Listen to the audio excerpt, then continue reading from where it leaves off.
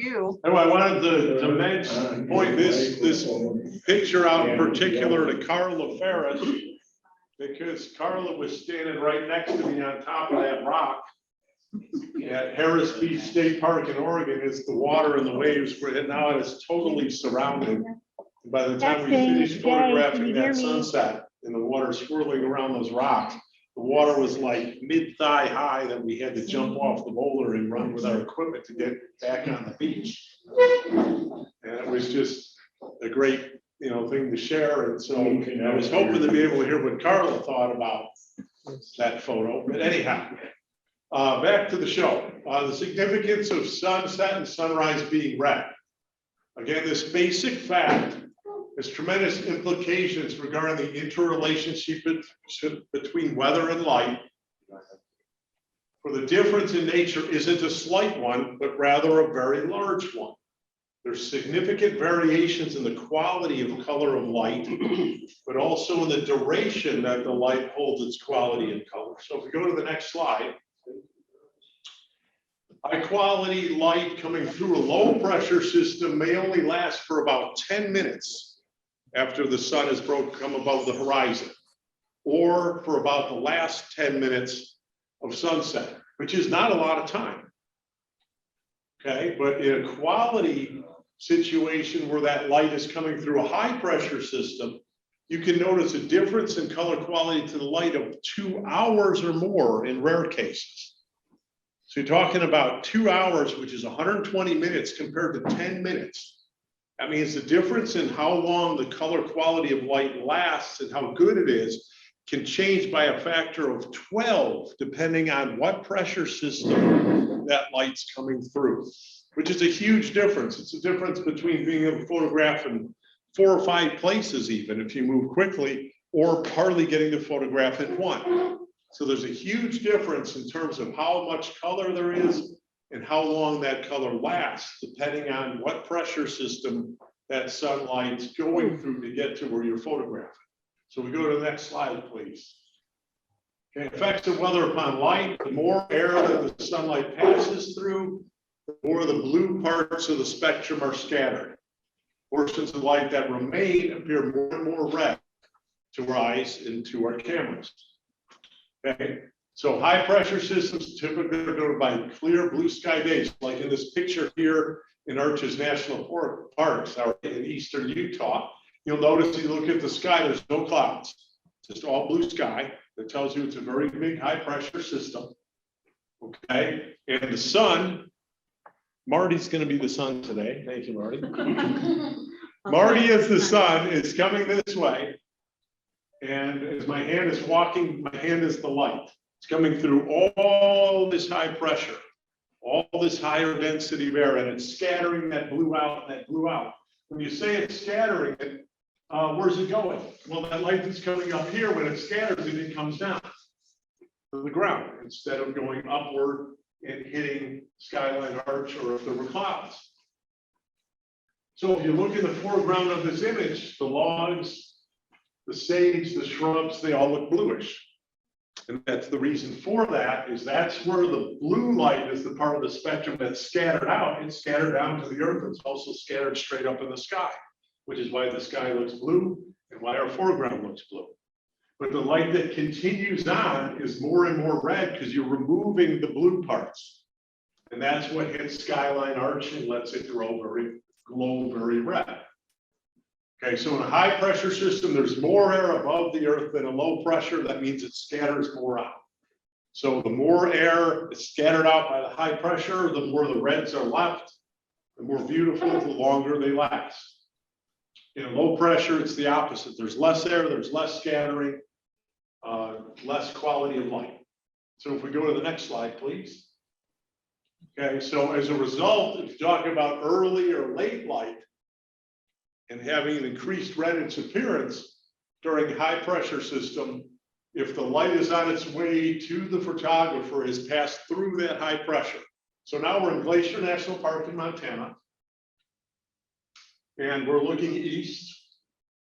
It's in July, and what we have is there was a very, very big high pressure off to the east, and there was a low pressure that was getting closer, to us, and it's the low pressure that puts some clouds where we're at, but the light, the quality of the light depends on what that light is going through hundreds of miles to the east, which is the big high pressure. So it scatters more and more, leaving us with extreme reds, which is picked up by the cirrus clouds. We'll talk about cirrus clouds later on. So we have this beautiful sunrise. So if you're photographing at sunrise and there is a high pressure to the east, the light at dawn will have a higher red component than if it's a low pressure system that light's coming through.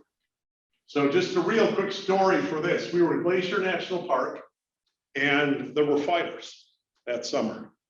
And there's a beautiful lodge up there called Swift Current Lodge, which is in the Many Glacier section of the park. That fire was expected to come up and burn down the Swift Current Lodge. They literally were evacuating the park. So we had to leave the park this afternoon. And so to me, losing the lodge would have been sad, but there's these beautiful dead trees in a meadow nearby, what I call a skeleton tree. And I was lamenting that if the fire crossed the ridge, it was going to destroy all these beautiful trees that I had photographed at for years and years and years. And so the morning before that was supposed to happen, I wanted to create an image that the sky looked like it was going to burn the skeleton tree. So it was basically foreshadowing what the fire was going to do by creating this picture. As luck would have it, literally as the fire was a couple hundred yards from the lodge, the wind changed direction and blew the fire out because there was no fuel left that the fire had burned through. And so the fire literally stopped at the doorstep of Swift Current Lodge. It was saved, and so were the skeleton trees. But that morning, everything had said that these trees would be destroyed. So I wanted to photograph that with the sunrise that made them look like a fiery sky was burning a skeleton tree. So to me, it was a very meaningful image. We had to leave the park. There was 1.5 days left in the tour. We actually drove all the way down to Yellowstone. We finished the tour in Yellowstone. And so here was a case of with the big high pressure to the east and a low coming in, creating the cirrus clouds. It lit those clouds up a beautiful red color. And it let me create this meaningful image about foreshadowing the fire. So if we go to the next slide. Mark? Yes. I'm sitting here listening to all this information. Really, it's kind of hard to absorb a bit, but I want to be facing a high pressure because that's going to give me the best light. But I want a low pressure to bring me those clouds for the beautiful light to reflect off. Exactly. But the difference is that how far away you are from a low pressure. Right. If you're in the center of a low, there's too many clouds, it blocks everything out. You Right. want to be near the further away from the low to get enough clouds coming in. Right. And therefore what is off to the east, which has gone through, Right. is the high pressure. So you Right. want the light coming through the high pressure to get to you. Right. But you want, if it's all under high pressure, then you don't have any clouds. So it's not usually as good. But if you have a high pressure that's moved off to the east and the low is getting closer and you're at the edge of it, it will kick up some clouds, but not enough to block the light. Right. So light coming through the high pressure to the east, this is all sunrise, is able to light those clouds up extremely red. So sometimes turbulence within storms, which are present with a low pressure system in the area, can increase the scattering of the blue portions of the spectrum, and it creates more intense light for our eyes and our cameras to see. And you go, okay, well, if turbulence and storms by a low create good light and light coming through high pressure creates good light, why are there so many days when we get nothing? And the reason is most of the time when a low comes in, there's so many clouds, the light cannot break through. But turbulence within storms can accentuate or make the color quality of light more intense than otherwise. So we go to the next slide here. Okay, so when you put one or more of these effects together, it gets really dramatic light. So for example, here at Storm over Cedar Breaks and Cedar Breaks, what we have off, this is looking off to the west. The photo was taken at sunrise. So behind me off to the east, a big a big high pressure had moved through. So again, Marty is the sun. And the light is coming through that big high pressure and scattering out the blue parts. It's coming across and it's hitting this beautiful thunderstorm with the rainbow in the sky back there. With the high pressure moving through, the low pressure coming in behind it, even at sunrise, it created the thunderstorm that my light is now hitting. So it's a repeating pattern that if it's sunrise, the very best times are when a high pressure has moved through. And while that high pressure is on you, there's no clouds, it's rather boring, you don't really get a lot of great photos. It's when it starts to move through and the low gets close enough not to block the light, but to produce some clouds that the light can still get to. And depending on if you're in the mountains or the ocean, which are cloud magnets, that time period that things are the best is very short. But if you're in the desert or a semi-arid place, like the sand dunes in Colorado, for example, or some other places that we'll talk about, it resists total cloud formation just enough to let that light through more often, 3 or 4 times more often, actually. So those places are places where you can get great photographs, where you're on the edge of an arid place like you are in southwestern Utah. So go to the next slide. So edge of dawn and dusk, and what they are is a band of red in the sky on the opposite side of the sunrise. This picture was taken at Harris Beach on the Oregon coast at sunset, about 6 minutes after the sun hits set. So this time Joe's going to be the sun. And he is set just about 6 minutes ago, and it projects this band of pinkish red light up into the sky on the opposite horizon. So we're looking east, even though it's sunset. We have a near full moon up there.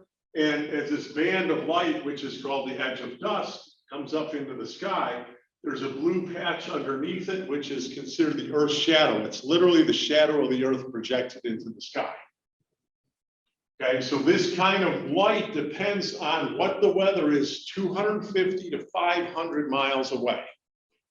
That's how far away it is. If you look at the geometry of the Earth and the light being bent and what angle it's bent on to have that kind of color quality. If you have pollution that light's passing through, it will destroy this kind of light and remove it completely.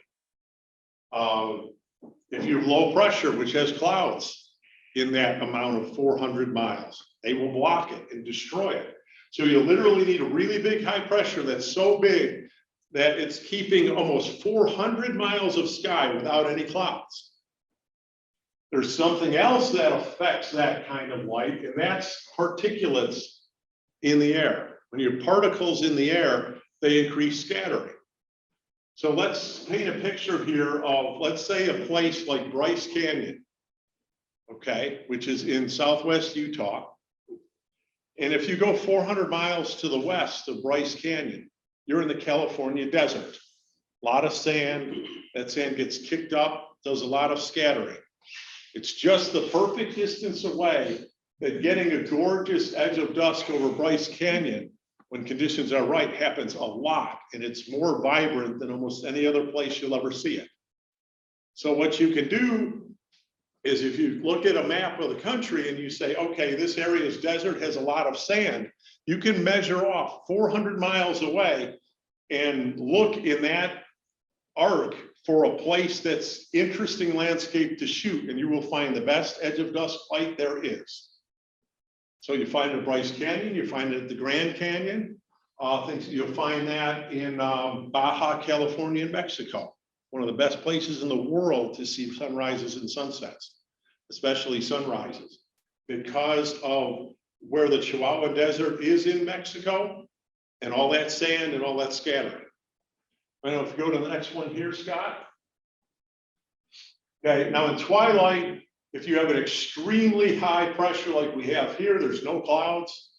It enables you to get deeper and deeper twilight colors. This picture taken in Olympic National Park in Washington set a record.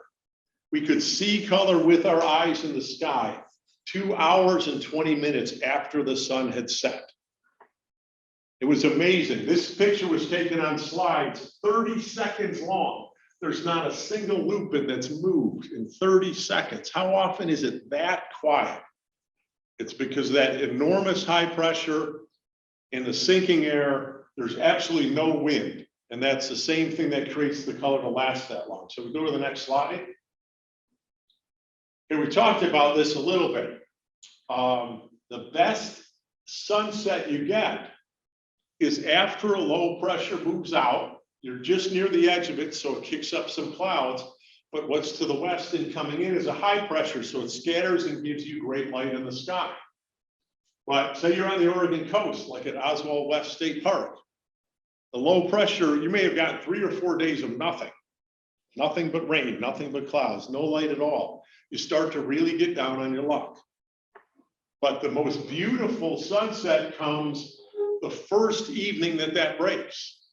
So it's real easy to be there 3 or 4 days and get down about your chances. And it's coming up and it looks cloudy again. You go, well, let's just not go. Let's just do something else. And then if it's that first night it breaks, it's the most beautiful at all. So part of the trick is not getting down about your odds, understanding the mechanism keeps your faith up and your hope up that when it breaks, it's going to be beautiful. Okay, so if we go to the next slide, the same thing kind of happens in a way for the best morning light is. What you have is you get a high pressure on the Oregon coast that might be around for a couple of days. You're getting no clouds at all. I mean, it's probably better than getting rained on, but you're not getting any clouds at all. It's when that high pressure moves off enough to the east and the low is close enough to start to kick up some nice clouds that you'll get your best sunrise. So again, it's when the weather changes and is in that transition is when you get your most beautiful photographs. But it's also the time when you're tested the most because you haven't had anything good for a couple of days. You get down on your luck. If you don't stay on it, you miss the best, and then it's even worse. Now, when you get nothing, you miss the best. So you really want to have faith. And if we go to the next one. Just real quick, clouds, cumulus clouds are made of water droplets. They evaporate. They're being driven and created by the sun hitting the ground, and it's re-radiating the heat. They will fade away before sunset hits. Cirrus clouds, like these ones in Cannon Beach Afire, above Cannon Beach, are made of ice crystals, and they do not evaporate anywhere near as quickly, so they will last longer. They're way more likely to catch the light. So if you see both kinds of clouds in the sky, you want to plan for and concentrate on where the cirrus clouds are going to be at sunset, not the cumulus clouds. So we go to the next one. Cumulonimbus, which is a storm cloud, a thunderstorm can often be strong enough to survive. So that's a great, if you get a thunderstorm going by and it's not moving so fast that it's going to leave, you want to plan for using that as your background as part of your photos and move to where you need to be to put something interesting with the thunderstorm. If you can see the edges of the clouds, you have a chance for the light to get through. If you cannot see it and all looks like a uniform mass of gray, that's what I call doom and gloom. You're not going to get anything. You may as well just go back, have a dinner, and relax. So the kind of clouds and how much you can see gives you an idea of what to shoot for or what your chances are. So if we go to the next slide. Okay, so again, when we talked about practical uses, you can increase the quality of the chances at magical natural light by using these tools and being in the right place. So we go to the next slide. You can increase the quantity of chances that you have by moving to different places, by deciding what kind of light's going to be good and choosing the place you're photographing in to be at the right place for that kind of light, whether it's Mount Rainier or whether it's Bandon State Natural in Oregon. So if we go to the next slide. You can increase your consistency of being in the right place in the right time. It's no longer an accident. It's a matter of applying what you know and being committed enough to be and choose the right places. If we go to the next one. So you can anticipate what the light's going to be, and you can pre-plan your images if you know what the best kind of light is for different areas around and what's coming up. And you can plan. And since the weather, unless it's August, since the weather almost always is moving, you're not picking the same place as the best each time. Literally, if there's 8 places as a pressure system comes through, you can choose all 8 of those at the very best time for each one. And you have 8 times the chance than if you just pick one at random. So if we go to the next one. Okay, so you can choose your best locations giving the light that will be available. Too bad Paul's not here. A lot of you know Paul Rewerts. Paul's favorite sunrise, I believe, that he ever saw was here in Zion. We were shooting in the Virgin River, and it's just everywhere, 360 degrees. I Even have when that shot also, Mark. It's fabulous. Yeah, and even when I see Paul now, he still talks about that sunrise after he's been on almost 30 trips. So, but the Cape Blanco one here is a good example. Cape Blanco is the windiest point in the United States. It's about halfway down Oregon. It projects out into the ocean. There's a lighthouse there. There's great lupin blooms depending on the year, cow parsnip, some red hot pokers, things like that. Red hot pokers are a tall flower. Okay, and in this photograph, I got close to them with a medium telephoto lens, like maybe 50, 55 millimeter, and to make them large and to have the lighthouse be big enough, because I like the red tip of the house and the tower and the lighthouse matching the red tips on the flowers. Okay, but you're in the windiest place. If you go there when it's windy, and in order to get this depth of field, you're at f32. So your shutter speed is very slow. If it's windy, there's no way you're going to be able to freeze your flowers, especially back in the days of slide film when this was taken. So what's the answer to that puzzle? It lies in the weather and understanding. If you wait for a really big high pressure, even in the windiest point in North America, there'll be no wind. You'll have the blue sky. So you'll have the cool color combination of the warm toned flowers and the cool tones of the sky, and it will be quiet enough to shoot at f32 and have a long shutter speed, and the flowers haven't moved. So it's that understanding of a high pressure, keeping it still, that lets you in the windiest place on the West Coast to get a shot that normally is impossible there. So again, the key was the understanding, the knowledge of weather. Go to the next one. Chasing the light yet to be, the low pressures coming in.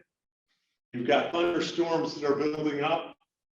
It's a case of trying to be able to go to a place where you can photograph them. And I think, Jay, you might have been with us on this trip. This was in Utah. This was the one, just real quick, we had the group lined up and we were shooting. I set up my camera, I opened the first exposure. This is the picture. It was like, boom. Immediately, I got this cool storm with the lightning bolt. And I remember John Hewitt, who had not set up yet, grumbling. It took him one shot to get the shot of a lifetime. That situation was we were driving down the road and saw this happen. Right. It wasn't thought of ahead of time. We just saw it was going to happen. Right. So just real quick as the follow-up to that. When you're in the Midwest, it takes a very strong storm to reach a point of being an electrical storm, meaning it has lightning. In the desert, it is a very different situation. The sand is made of silica, which enables an electric charge to discharge much, much easier than most other materials on Earth. So you can have, this is a pretty big thunderstorm, you can have a cloud in the desert producing lightning that if it was in the Midwest, it could never produce lightning. So if you grew up in the Midwest and you're used to thunderstorms and electrical storms, and you go to the desert, you'd look at so many storms that are electrical and have lightning, and you would ignore it and you'd move on. So knowing that difference in the desert and how that silica works in discharging charges and creating lightning lets you get a lot better lightning shots than you would otherwise know could be. So we go to the next slide. Okay, One of the best practical uses of understanding the interrelationship is knowing when you're not going to get anything and you can stay in and sleep.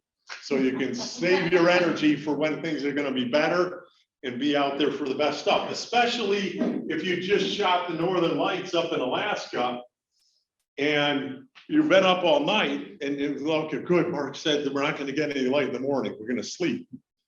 You know, so there are times that that's of great value to be able to know when you're not going to get photos. So we'll go to the next one. Relocating for better chances at light. You can head for arid or semi-arid desert places instead of being by the mountains, like this picture's in the Great Sand Dunes National Park in Colorado. And if you're up in Rocky Mountain and you've got a low pressure coming in, it's going to give you nothing because you've got all high mountains. It's going to cloud everything out. But if you drive to the south and go to the Great Sand Dunes, even though there's 14,000-foot mountains in the Sangre de Cristo range, the way it's set up, it's semi-arid, much more so than the Rocky Mountains in Rocky Mountain National Park. So it withholds just enough of those clouds to let that light come through. Over the mountains, the clouds will be, but the San Luis Valley, where the sun is coming over, there are not any. So because it is semi-arid, it lets in the light when otherwise it would be blocked out. So your chances of getting great light at sunset in Great Sand Dunes is almost 5 times as high as it is in Rocky Mountain National Park because of the desert in the evening that the light's coming through instead of by mountains, which would kick up clouds. But the Sangre de Cristos kick up the clouds, but it's behind to catch the light, not to block. You know, the opposite in sunrise, where the light over those mountains will block the light. So if you're in that area and you have the flexibility to move, it can make the difference between nothing and a beautiful photograph. So if we go to the next slide. Okay, so relocation and riding the best light, what you can do, if you're in a situation where you're moving, you know, across the country or whatever, and you're moving. If you take what wind direction there is, again, that wind direction is a great indicator. If you drive to the right or right turn from the wind direction, you will drive into better weather for photography. No matter what the situation is, no matter where you are, it will always give you a better chance. So if you're in a situation where you think the weather is going to get worse, look at the wind direction and drive at a right angle to it and get to a place interesting to photograph. Your chances of getting pictures are 10 times higher. So that's what I call the right-hand turn, Clyde. You might remember a Clint Eastwood movie with the orangutan, where he says right-hand turn, Clyde, and the orangutan punches the guy out. So again, based on the wind direction, if you want to go to where there's better weather to photograph, drive a right-hand turn or perpendicular to the right, and you will get yourself into better weather. And you can drive faster than the weather moves. So it's not something where you need to drive all day. You can, in a couple of hours, you can change what your chances are. So we go to the next slide. Relocation, here's one about running from the worst light. The desert, like here at Oregon Pipe Cactus National Monument in Arizona, it resists clouds, okay? So it lets magical natural light find its way through even when there are clouds in the area to catch and have, you know, this beautiful light in the sky. So again, if the weather is bad, you can either try to get to a desert or a semi-arid area. If you cannot, you want to drive to the right-hand turn of the wind direction, and it will bring you to better weather, better light. So if we go to the next one.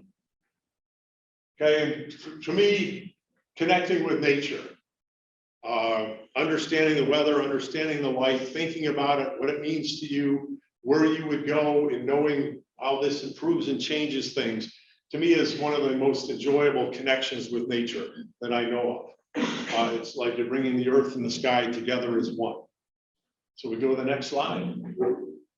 So it's all about empowering the photographer, that you become more involved. You're making decisions not only on, you know, what aperture, what shutter speed, these things that you use, every decision you're making changes where you're photographing, under what kind of light you're photographing, how beautiful it is. You're more involved. And to me, I think that's much more interesting than just being in one place and whatever comes your way. So if we go to the next one. All right, so we're at the point where we're going to go through, like Jay had foreshadowed, we're going to go through, I'm going to show you a weather map, and there's 4 questions. A is best to photograph at sunrise. B is best to photograph at sunset. C is where you'll get no sunrise. And D is where you'll get no sunset. So that's our weather map. So if you go to the next one, Scott, it's going to be the same weather map, and it's going to list some locations. So best to photograph at sunrise, come over here, is a place, this is in July 8th. So the sun is not coming from straight east, it's coming from east-northeast. So if we draw a line where the light will come through a high pressure, and we continue that line to a location, that's how we can forecast, predict where we're going to have great light at sunrise.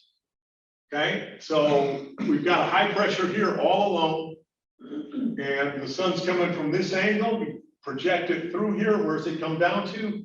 Boom, right here at Pistol River State Park in Oregon. So that's going to be a great place to shoot sunrise. Okay, best place to photograph at sunset. Oh, I saw through in West Virginia too. West Virginia is over here, because you're going to have at sunrise, the light coming through the high pressure is going to scatter it. You also have some storms here to catch that light. So I also put in West Virginia. To photograph at sunset, I picked Rocky Mountain National Park, which is over here, because the light's coming through the high. And yet you can see beyond the mountains, there's some clouds in that backdrop by where the smaller L is. I don't know if you can see it, but it shows the clouds and rain here. So again, your backdrop is clouds lighting up. The light's coming through the high pressure, scatters it more. So Rocky Mountain National Park will be a good one. Great Sand Dunes National Park can be a really good one as well. Places where you're going to get no color. Upper Peninsula, Michigan. Boom, that L is right there. You know, bright as red color fall leaves. The other thing is if you have a stationary front, which is this one here, we haven't talked about this yet, where it's a mix of the blue triangles and the red, that means it's not moving.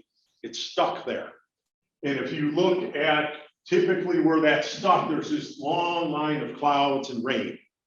So any place where you have a stationary front like this is not going to get you any color. And so Lake Superior up here is going to struggle, Wisconsin in there. Okay, so now here's hopefully the fun part. Let's go to the next one. Quiz number 2 is here's your pressure map. We're going to ask the same questions. Best to photograph at sunrise, best to photograph at sunset, no color sunrise, no color to sunset. So what I'd like to do is if someone's brave enough to give it a try, go ahead and pick one of the questions and either tell me a state, or if you know there's a park there, you can mention the park. And we'll go through a few of those. And then after we do that, we'll go to the next screen, which were my answers. And we'll see if any agree or if I missed a good one. So take a minute or so, and you got lots of highs and lows. And like maybe let's go in order. Best to photograph at sunrise. Anybody want to jump up and give it a try? You don't actually have to jump up. You can just stay seated. Western Colorado. Okay, so we've got Western Colorado over here. You know, so we're talking about Grand Junction area, Arches National Park, which is right in it over here. This section will be great because your sunrise light, again, it's June 22nd. So the sun's coming like this. It comes through that double high pressure. It's really going to scatter that light. You're going to have some gorgeous red light. So that's a great pick. I would probably go a little bit further and get into eastern Utah, like Arches, something like that. But the mechanics, the dynamics are the same. Coming through that double high, you're going to get some really crimson light. Anybody else? Just as a reminder, really what you're doing is you're looking at a high pressure and saying at sunrise, the light's coming from this direction. As it passes through, if you continue to project that line, and there's a good place to photograph, that's what you're looking for. Anybody else want to try? Any of the highs would work, right? Right, any of the highs will work. Some of them work better than others. If you can see, give you a little hint, your best pictures will come if that line you project beyond it, if there's some clouds there, because that's your backdrop. And that's the lowest. And then, right, but it's not quite there yet. So, what was that? Well, Mark, what about way over there on the west coast where you've got a high and a low bumping into each other? These ones down here? Yeah, that can be difficult to gauge. The way you could really identify whether it's a good situation are the lows strong enough to produce any clouds, because this is all very harsh desert. So there can be regional effects that change that. Like for example, one I would pick would be, we got a high pressure here, which is kind of all alone, which means it's bigger. So it's going to scatter more. So our sunlight's coming through this and it's coming down, and we got some rain clouds here, which on the edge of them, that beautiful red light's going to hit. So you're going to have thunderstorms with this great color. So if you pick the Glacier National Park, which is right in here at sunrise, you very good chance of getting some great light. I think I heard someone mention Tennessee coming in through here. Fall Creek Falls State Park is right about here. So you get a picture of the waterfall with sunrise light on these storm clouds over the top. Carla just came in. I'm getting texts when they make comments. Good. Carla just came in and said Cumberland Falls, Kentucky. There you go. So you got Cumberland Fall, which I think is right around here. So you've got the light coming through the high, and there's a low, smaller low that's close enough. It's kicking up some clouds. So you'll have the color in the clouds to go with it.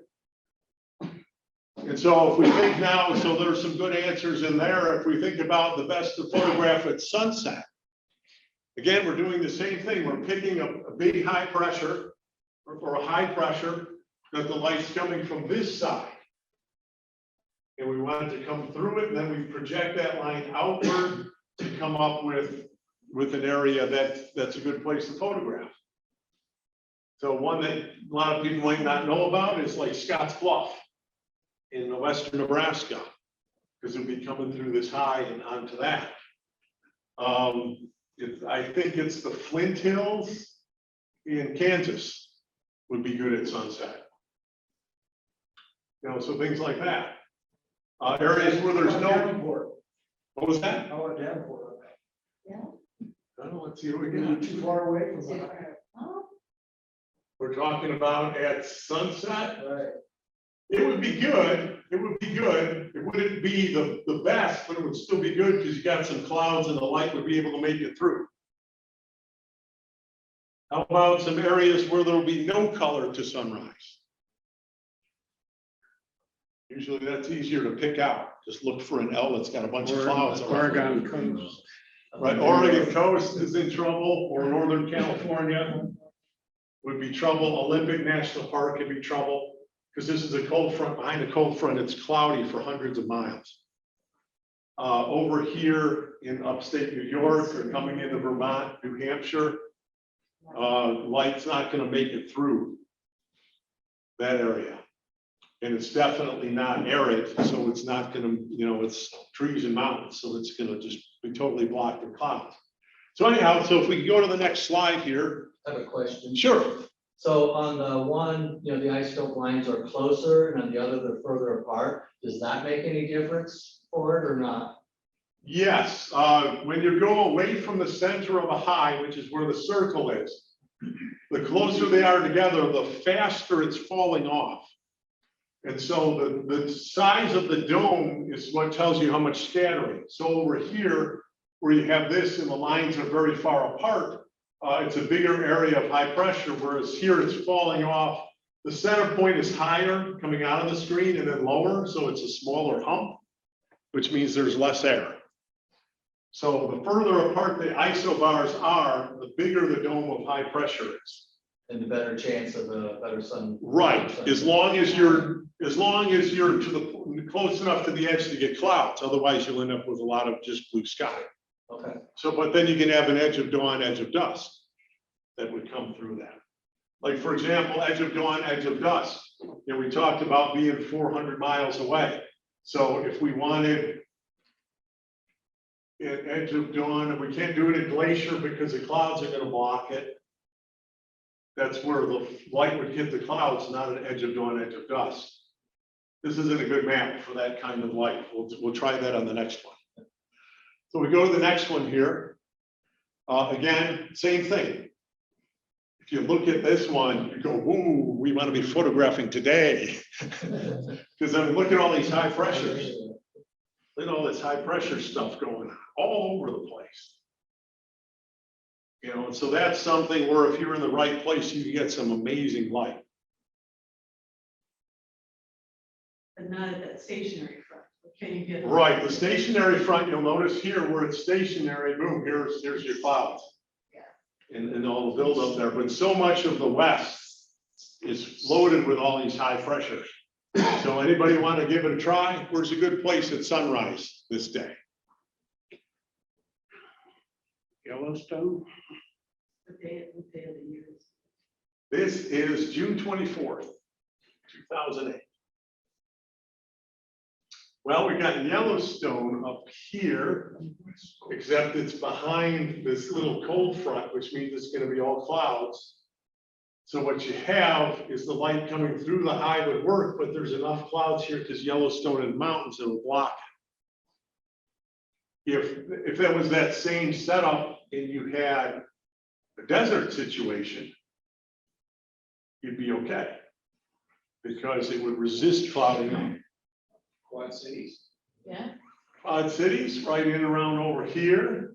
Yep, sunrise, boom, look great. You got a few clouds going on right out your bed, right out your bedroom window. So that's what you want to do. You look for a high that's good. Now, in terms of sunset, here, you're looking at the opposite, where your light's coming through a high pressure and coming across, and you push that and project that line out to an interesting photo place that hopefully has clouds. Detroit. Detroit, we've got Michigan up in here. Yep, you're coming through. That would work pretty well. You have up around a lot of the Great Lakes. The light angle is coming a little bit more this way, but it would still be good because you got a high pressure here. So a lot of good stuff around the Great Lakes. One that would be very dramatic would be over the Platte River in Nebraska, because you got light coming through a double high, and then you got all these thunderstorms. So you might get a beautiful shot of this big thunderstorm and great light reflected in the Platte River. It's a little late for the sandhill cranes, but you'd have a great shot of this thunderstorm all lit up, reflected in the Platte River.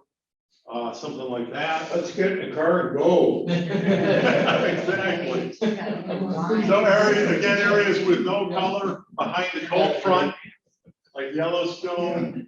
Up here, we've got a mix, you know, stationary front, so the northeast is going to be cloudy, things like that. So if we go to the next one, some of the ones in there. What I put in there was Devil's Tower National Monument, which is behind, for sunrise, it's behind the high, but it's before the cold front. The cold front is where the clouds would begin and be west of. So you still have the effect that Joe was looking for coming through the high, but we got to a place where it hits before the clouds hit. Grand Canyon National Park down in Arizona over here, you'd be coming through this high into this high. So it would be the kind of thing where you get a great edge of dawn over the top of the Grand Canyon. There aren't any clouds there, but you get a beautiful band of red over the Grand Canyon. So if you were shooting from La Pond Point or Desert View in the Grand Canyon South Rim, you'd have some great photographs. Okay, sunset, I picked Rocky Mountain, which is over here. It's coming through the highs. There's a few clouds around because of the mountains.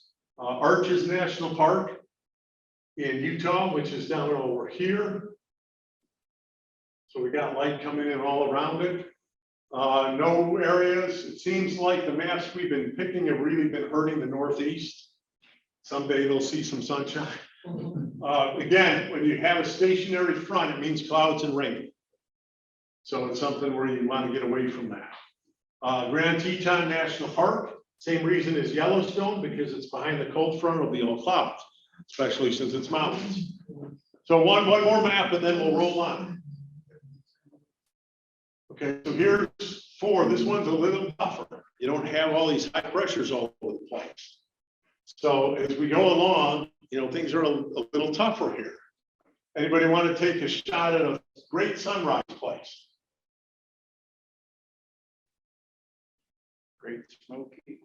Great Smoky Mountains would be a good one. Down and over here, you've got the sun coming through a high pressure. You got a couple of thunderstorms around. Great Smoky Mountains, which is over here, or Blue Ridge Parkway. In there would be really good at sunrise. Four Corners area would be good. You're coming through high pressure, coming in here. So something like Monument Valley in the Four Corners area would be good. But this is a tough sunrise map. Now sunset, on the other hand, if you were on the coast of Carolina, if you're coming through the high, that would be a good one. If you're in Rocky Mountain, which is here, it's going to be one of those things where if it gets through, it's amazing, and if it doesn't, you get nothing. But ultimately, when you take your pictures in your home and you're looking at them from a trip, there are pictures that you might look at once or twice and maybe never use them again. They're good pictures, they're nice pictures. There may be some pictures you love so much you put them on a wall and you see them every day. So ultimately, when I try to plan out whether it's a tour or whether it's just myself photographing, what I try to do is I try to match up my best landscape with my best light. You might think that, okay, let's say you have 5 different landscape areas you can shoot at. And you go, okay, well, if I take my worst light on my best landscape, it's still a good photo. And if I take my best light on my worst landscape, it's still a good photo. So I'm going to end up with 5 good photos from these 5 areas. But they're more likely to end up being pictures you hardly ever look at. So when I plan my trips or when I'm there for myself, I pick my best landscape spot to go with my best light. You want that home run. You want that picture you're going to share with the club. You want that picture you're going to put up on a wall at home. You want that picture you're going to win a photo contest with. And so go for your best place with your best light. Put them together and go for broke. That's the way to make pictures that are the most memorable of all. So if we go to the next one, here we'll see kind of these things. Great Smoky Mountains, that's what we talked about already. Down in here for sunrise. For sunset, the Snowy Range, which is up here. You're coming through a higher pressure section. There's a couple of clouds, maybe a little thunderstorm going on. So photographing at Lake Marie or something like that would be great. In the Snowy Range. Theodore Roosevelt National Park in North Dakota is probably going to be in trouble. Up here, Wisconsin, better place to go storm chasing. So you might get cool cloud photos, but you're not going to really get any light to go with them. Minnesota, same thing, you got a cloud development because of the warm front. Glacier National Park is behind the cold front, which means clouds for hundreds of miles if it's mountains. So that's kind of the way that map, that's a tough map compared to that one before where we had H's all over the place. So if we go to the next one here, how are we doing on time? Well, we should keep moving, Mark. It's 8:40. Okay, when do we have until? And I need 5 minutes. So how much time do I have? Well, it'd be nice to be, we should be out of here 9-ish. Okay, all right. Okay, so rainbows are something that I've always loved to teach about. That's what I call recipe for rainbows. And start with a sprinkle of rain, add a dash of sun is where a rainbow shall illuminate one's mind, soul, and images. And in any recipe, you have your ingredients, right? So for a recipe for rainbows, we've got water droplets and sunshine at the right angle. So if you think about baking a cake, okay, you need the right ingredients, your eggs and milk and wheat, like Bill Cosby would have said. You need your cake batter, you need things like that. You need to be able to put it in the oven at the right temperature, or it won't bake a very good cake, right?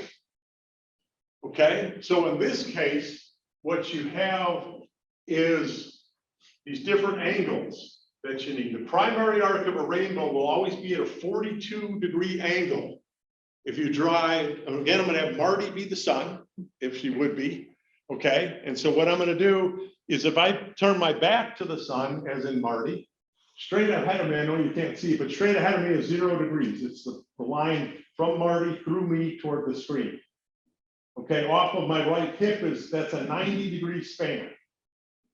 At 42 degrees angle, which is right about here, is always where the primary arc of a rainbow will be. And the reason why it's an arc is you're rotating around that, and so your hand will literally draw out an arc. So it's always, the primary arc is always this 42-degree angle. So it's like baking a cake at the right temperature. If you are not at that temperature, you're not at that angle, you will see nothing.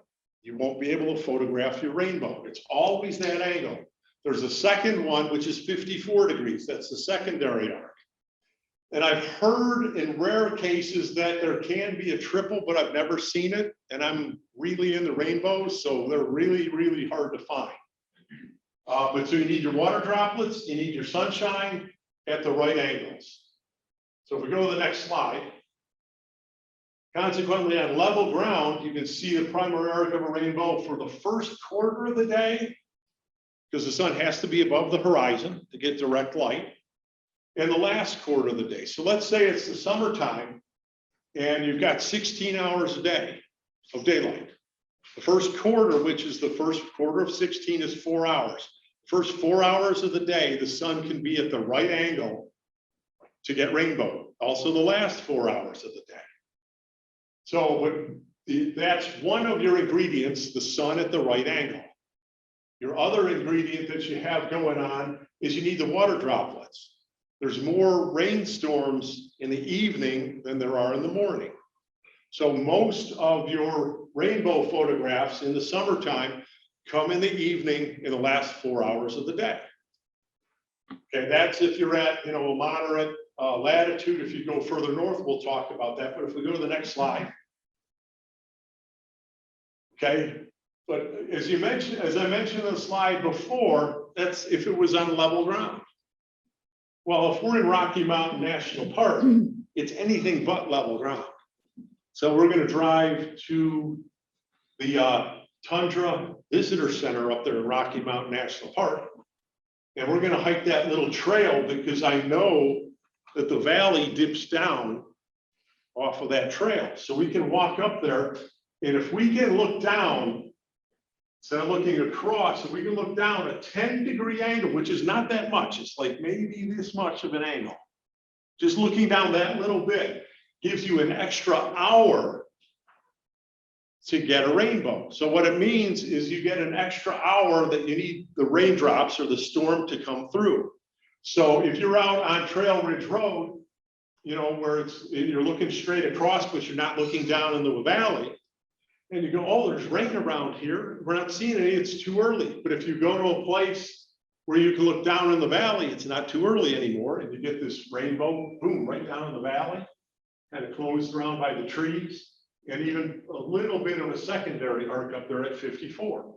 So by knowing that you can look down, you give yourself extra time in a day for a rainstorm to go through and photograph rainbows. So if we go to the next slide. A variation of this tilting also occurs as you go to higher latitudes, as the sun makes a path which is more lower in the southern sky.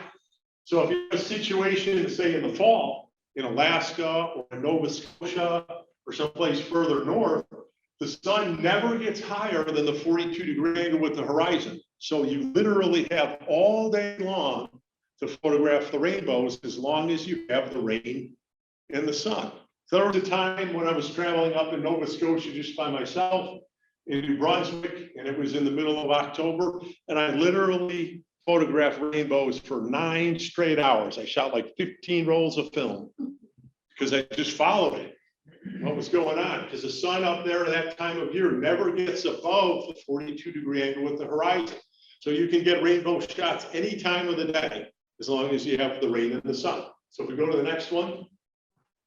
So lightning and low pressure, most thunderstorms, as we've talked about on the maps, which produce lightning occur most frequently before cold fronts in the springtime. And also in places like Arizona, California, and Utah, where you can have monsoon seasons. But lightning can occur at any season. It's kind of rare to see lightning when there's snow on the ground, but it does happen. You can have a snowfall from the day before and a warm front comes through and you get storms and lightning. It'll be a very unusual photograph of lightning over a snowy scene. Okay, so where the thunderstorms usually occur is they usually occur to the south and the east of a low pressure center. So if we go to the next one, it's a good practice to know kind of what area of the night sky you're trying to photograph. So by having, like in the shot before, if you dare to have telephone poles, things like that, or edges of clouds that you can see, or bushes you can see, if you compose around them, that way you're sitting in the dark watching for the lightning and you see it come down near, your shrub that you've included, you've got it. And you can end your exposure if you're not doing a timed exposure. Okay, so go to the next one, please, Scott. So a storm chaser chip, the lightning that's visible to the photographer, which is called cloud to ground lightning. Nearly all the strikes occur in a region bordering 2 areas of a thunderstorm. The region is between the updraft and the downdraft. Now, how can you tell where they are?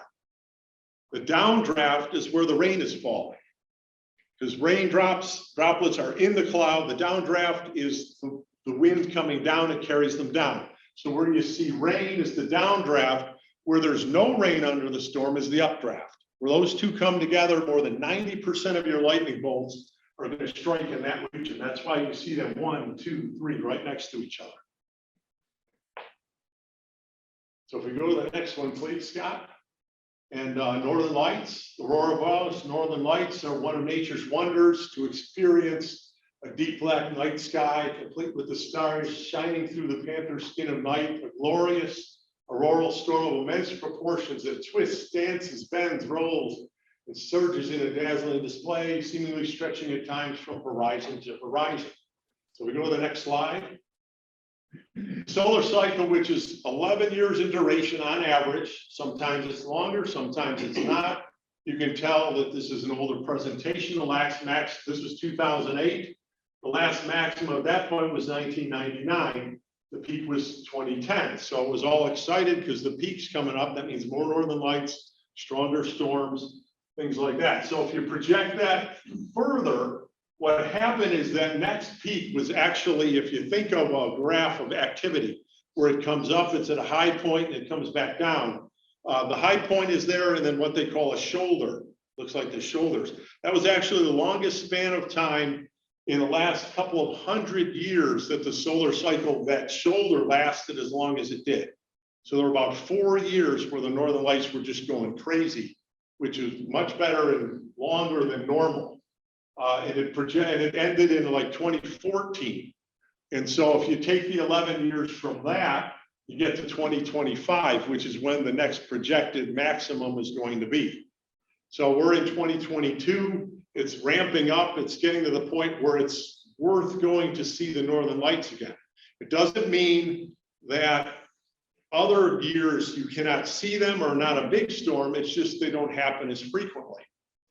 So it's better to go near those maximums. It's enough of a difference that for light chase, when it's not by the maximums, we do things like go to Hawaii. We do things like go to Baja, Mexico for the great whale migration.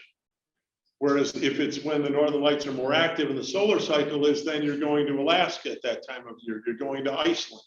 You're going to Norway and the Lofoten Islands. So you go into these places because the solar cycle is more active. It's time to go there again. So we go to the next one. Just real quick, the life cycle in the beginning, you'll see an initial arc of green.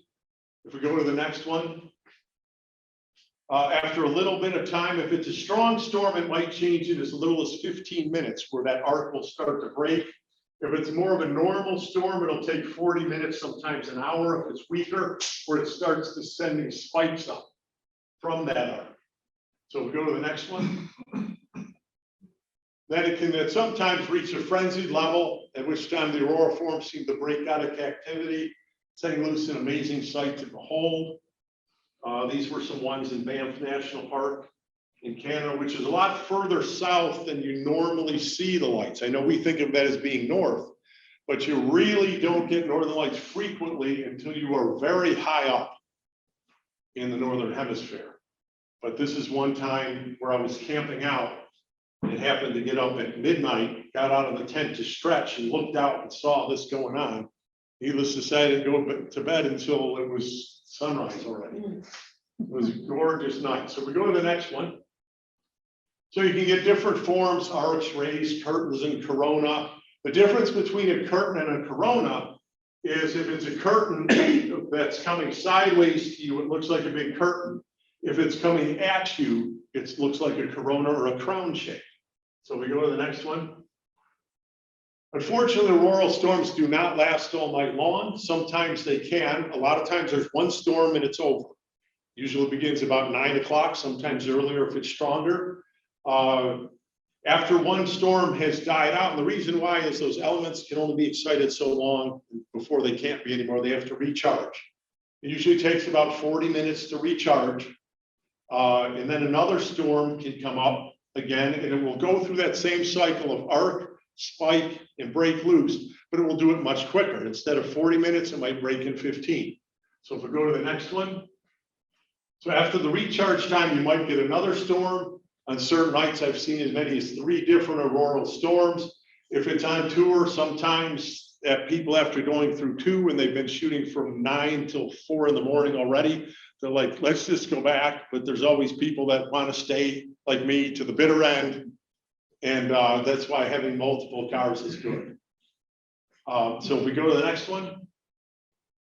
Long exposure times are great because it gives you a chance to see and watch the northern lights. The trees are red here because I didn't have anything to light paint with. So what I did is I had my truck parked this way and I put something on top of the brakes so the brake lights would stay on. So I used the brake lights to light up the foreground. Now, I did this later on where you could remove the red part and turn it back to white if you wanted in process, but this was originally on a slide.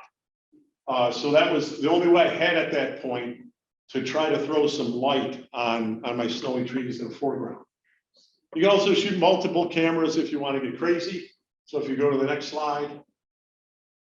So the conclusion at last. Photography is a wonderful activity. It intertwines us with nature, light, and the weather. So by understanding the relationship between these 3 fascinating realities, making a commitment to improving your photography through this tool, it also enhances your experiences and your connection to nature. You feel more connected to your images, more empowered to image creation than ever before, because you're literally making every decision, not just what shutter speed, what aperture, but where you are, what you're shooting, and what kind of light. And it's just pretty amazing. So we go to the next slide. Since your images become more and more the result of your conscious decisions that you make, they reflect your personality more than ever. The images will be uniquely yours. As this growth develops within you and your images become more of your personal style, it becomes more evident than ever before. Other people will be able to pick it out from a mile away and they'll say, that's a Jay Brooks shot. So you'll discover what excites you about your photography, and in time you'll be able to create more of the images more frequently. That makes your photography more fulfilling and more exciting than ever. So essentially, what you're doing is you're discovering who you are, what you like, because now you're making all the decisions. Every decision you make makes that image more yours and more personal.